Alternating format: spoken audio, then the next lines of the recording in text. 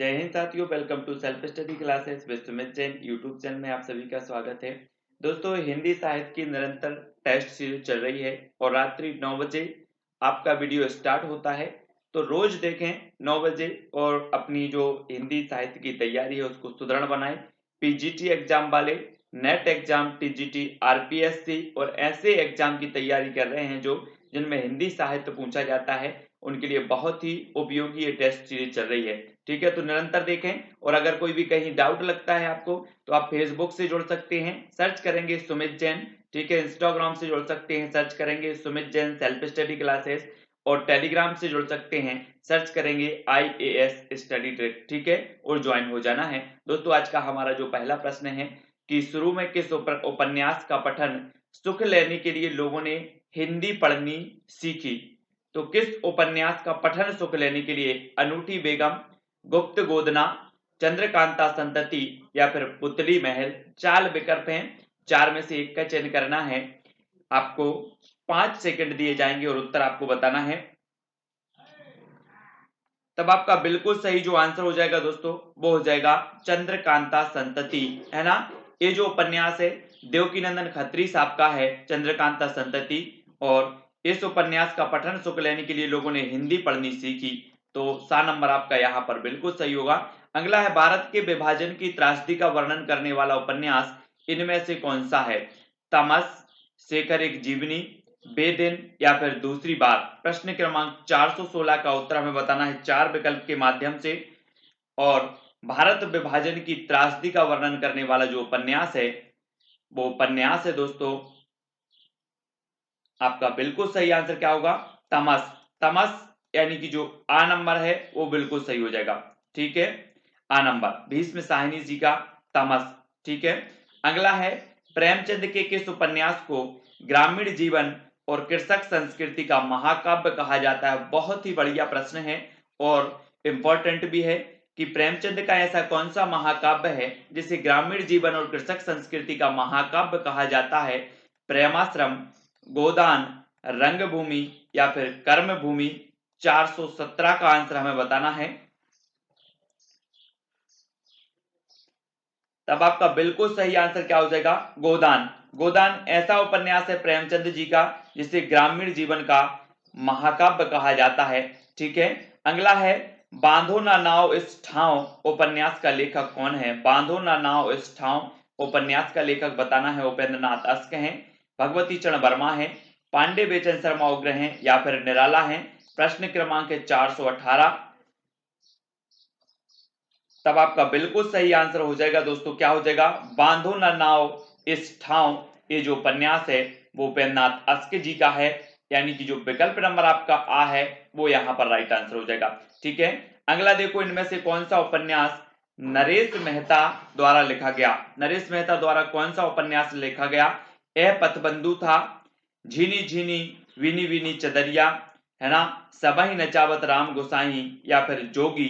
तो इनमें से कौन सा उपन्यास है जो नरेश मेहता साहब का है। प्रश्न क्रमांक 419। तब मैंने आपको कई बार बताया है कि यह पथबंधु था, राजा कैसे बन गया, नरेश कैसे बन गया। तो नरेश मेहता जी का ये उपन्यास है, यह पथबंधु था। आ नंबर आपका बिल्कुल सही हो जाएगा। ठीक है, अगला क्वेश्चन है दोस्तों, 100 अजान एक सुजान किसका उपन्यास है। 100 अजान एक सुजान उपन्यास बताना है श्रद्धाराम फुल्लौरी, लाला श्रीनिवास दास, बालकृष्ण भट्ट या फिर केशोरीलाल गोस्वामी। 100 अजान एक सुजान 420 का आंसर बताना है और आपका बिल्कुल सही आंसर क्या होगा। सभी को पता है दोस्तों कि जो बालकृष्ण भट्ट साहब हैं ये भारतेंदु युग के सबसे वरिष्ठ लेखक माने जाते हैं, है ना। और उनके बाद जो नंबर आता है वो भारतेंदु हरिश्चंद्र साहब का आता है। तो 100 अजान एक सुजान नामक जो उपन्यास है वो बालकृष्ण भट्ट साहब का है, यानी कि जो विकल्प नंबर आपका सा हो जाएगा वो सही आंसर होगा यहाँ पर। अगला है, किस उपन्यास में व्यक्ति के मन की शंकाओं, उलझनों और गुत्थियों का चित्रण हुआ है। तो किस उपन्यास में हुआ है। गोद, परख, मां या फिर कुसुमलता। किस उपन्यास में व्यक्ति के मन की शंकाओं और उलझनों और गुत्थियों का चित्रण हुआ है। प्रश्न क्रमांक है 421 और 421 का आपका जो राइट आंसर होगा वो हो जाएगा दोस्तों परख। परख यानी कि जो विकल्प नंबर आपका बा है वो सही हो जाएगा। ठीक है, बी नंबर। नेक्स्ट है जासूसी उपन्यासों का प्रवर्तन किसने किया।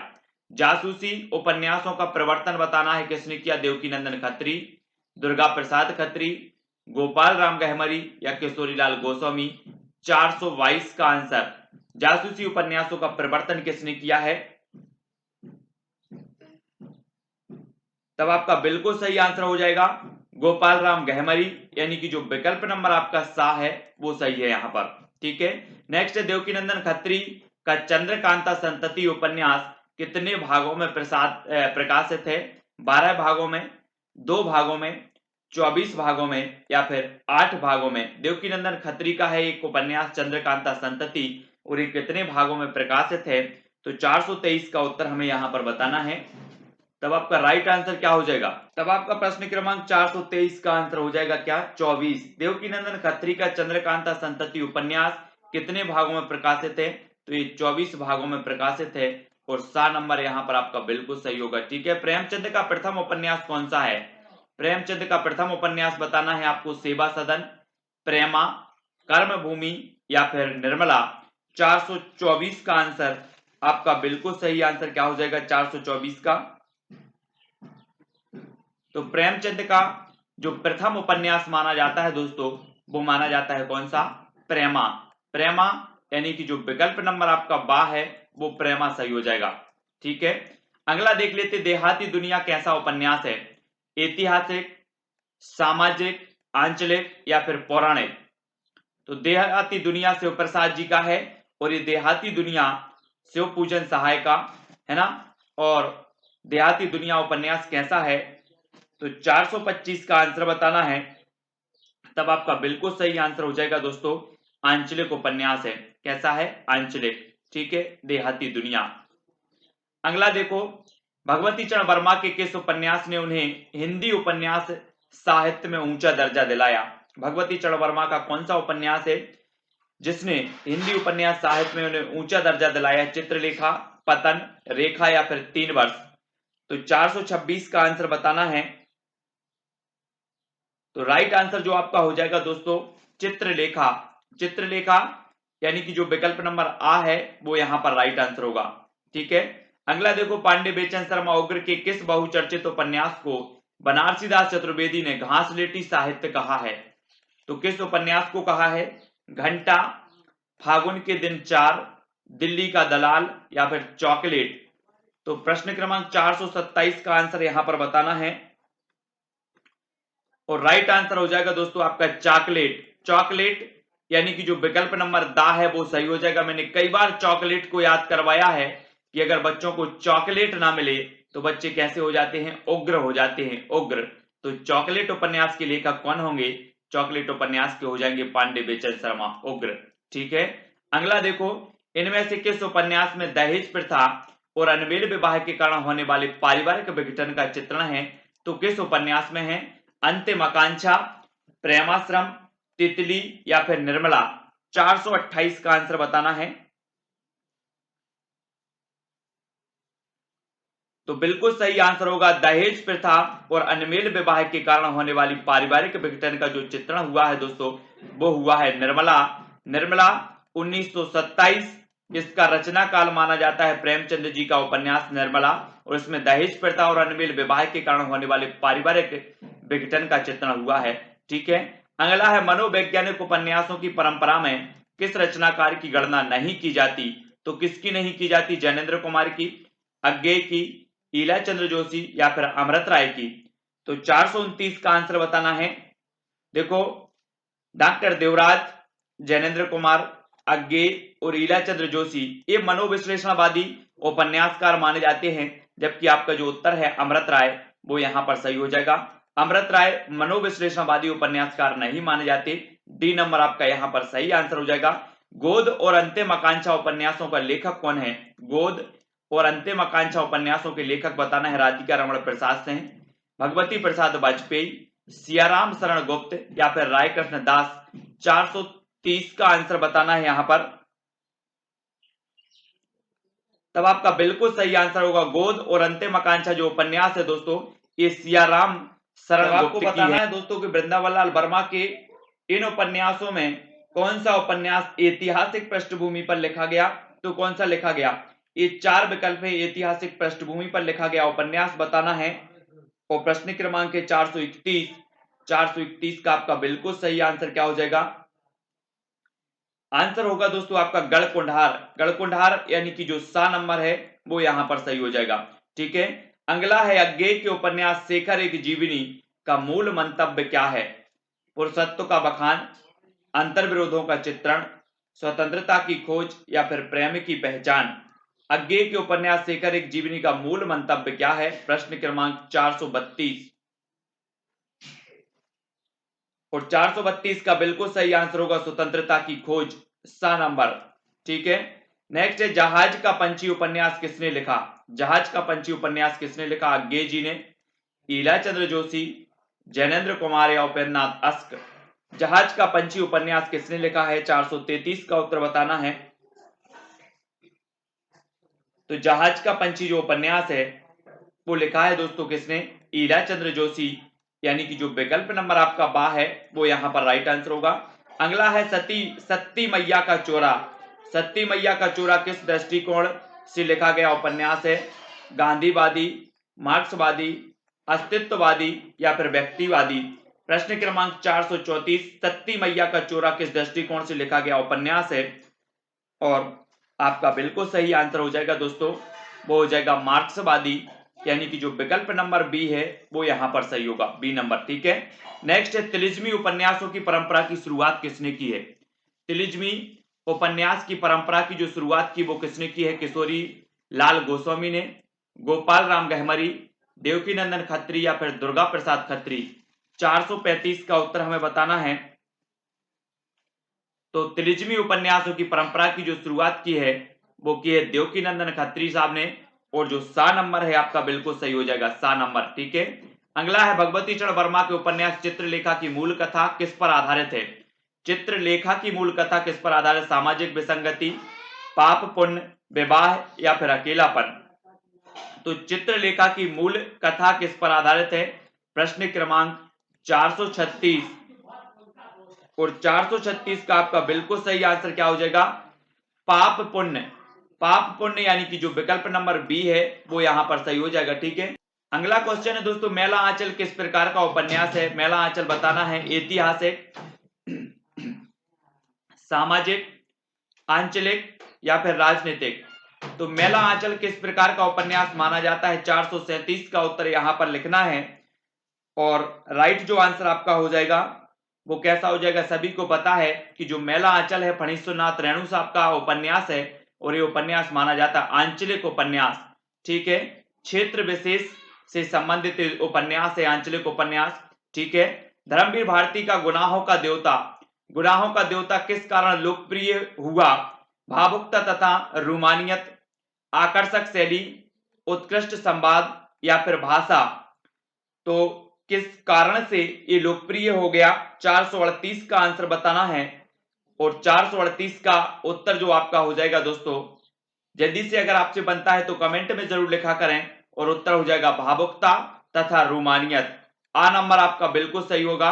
दोस्तों मैंने आपको कई बार याद करवाया है कि जब व्यक्ति इतने गुनाह कर लेता है कि वह गुनाहों का देवता बन जाए तब वह धर्म की शरण में आता है। और जब धर्म की शरण में आता है तो गुनाहों का देवता धर्मवीर भारती बन जाता है। धर्मवीर भारती, गुनाहों का देवता धर्मवीर भारती। ठीक है, अगला है अलग अलग बैतरणी उपन्यास किसने लिखा, काशीनाथ सेन ने, शिव प्रसाद सेन ने, फणीश्वरनाथ रेणु या फिर मनमथनाथ गुप्त ने।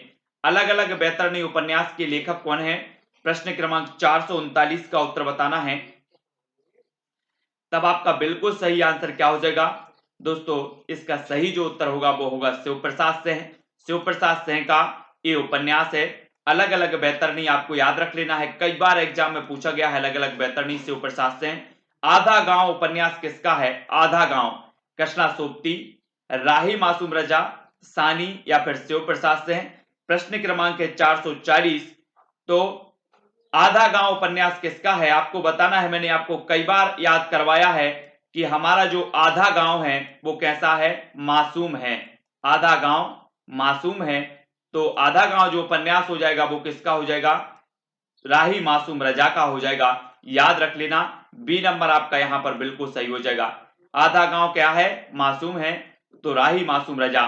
ठीक है, इनमें से कौन सा उपन्यास आधुनिकता का बोध का उपन्यास नहीं है? आधुनिकता का बोध का उपन्यास नहीं है तो अंधेरे बंद कमरे, बेदिन, मछली मरी हुई या फिर कश्मीर पतन। तो कौन सा उपन्यास है जो आधुनिकता बोध का उपन्यास नहीं माना जाता? प्रश्न क्रमांक 441। तो बिल्कुल आपका सही हो जाएगा दोस्तों कश्मीर पतन। कश्मीर पतन यानी कि जो विकल्प नंबर डी है वो बिल्कुल सही हो जाएगा। ठीक है, अगला है सूर्यकांत त्रिपाठी निराला द्वारा लिखित उपन्यास इनमें से कौन है? सूर्यकांत त्रिपाठी निराला द्वारा लिखित उपन्यास बताना है, अलका, संगम, त्यागपत्र या फिर नारी। सूर्यकांत त्रिपाठी निराला सभी लोगों को पता है दोस्तों, मुक्त छंद के प्रणेता। सूर्यकांत त्रिपाठी निराला की जो पहली मुक्त छंद रचना है वो कौन सी है? जूही की कली। निराला को क्रांतिकारी कवि भी कहा जाता है, छायावाद का आधार स्तंभ भी कहा जाता है और महाप्राण भी कहा जाता है। इनके जीवन की अगर आप कथा सुनोगे तो निश्चित ही बहुत ही अच्छी कथा है, आपको भी भावुक कर देगी कहीं ना कहीं। सूर्यकांत त्रिपाठी निराला द्वारा लिखित जो उपन्यास है दोस्तों, प्रश्न क्रमांक 442 का जो उत्तर हो जाएगा वो हो जाएगा अलका। अलका यानी कि जो विकल्प नंबर आ है वो यहां पर सही हो जाएगा। वैशाली की नगरवधु उपन्यास का लेखक कौन है? वैशाली की नगरवधु वृंदावन लाल वर्मा, राहुल सांकृत्यायन, चतुर्सेन शास्त्री या फिर रांगे राघव। वैशाली की नगरवधु यानी कि 443 का जो आपका बिल्कुल सही आंसर हो जाएगा वो क्या होगा? वो हो जाएगा दोस्तों चतुर्सेन शास्त्री, यानी कि जो सा नंबर है वो सही है। वैशाली की नगरवधु उपन्यास के लेखक हैं चतुर्सेन शास्त्री। रतिनाथ की चाची उपन्यास किस लेखक का है? रतिनाथ की चाची उपन्यास किस लेखक का है? फणीश्वरनाथ रेणु, नागार्जुन, शिवपूजन सहाय या फिर मार्कंडे। 444 का उत्तर बताना है हमें, और 444 का जल्दी से बताएं, अगर आपसे बनता है तो जरूर लिखा करें। रतिनाथ की चाची उपन्यास कई बार पूछा भी गया है और इसका सही जो उत्तर हो जाएगा दोस्तों वो हो जाएगा नागार्जुन। नागार्जुन यानी कि जो विकल्प नंबर बी है वो यहां पर सही होगा।